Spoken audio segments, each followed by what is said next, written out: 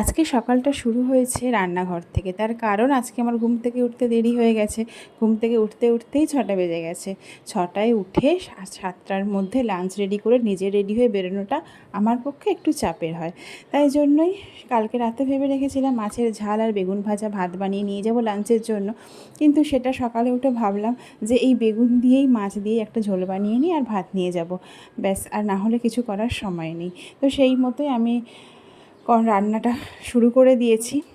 আজকে না অ্যাকচুয়ালি উঠতে দেরি হয়েছে বলতে আমার অ্যালার্মটা বন্ধ করে নিজেই ঘুমিয়ে পড়েছি, সেজন্যই দেরি হয়ে গেছে। আর নিজের দোষেই নিজের এত তাড়াহুড়ো করতে হচ্ছে, আর মানে কারোরই দোষ নেই এখানে। তো যাই হোক, এই যে বেগুন আর মাছটাকে দিয়ে দিয়েছি কড়াইতে, ততক্ষণ ভাজা হোক।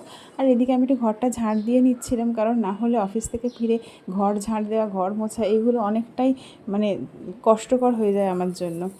তো সেজন্যই ঘরটা ঝাড় দিয়ে নিচ্ছি। আজকে তো আর এই স্নান করা, পুজো দেওয়া এগুলো তো আর হবে না, আজকে দেরি হয়ে গেছে অনেকটা।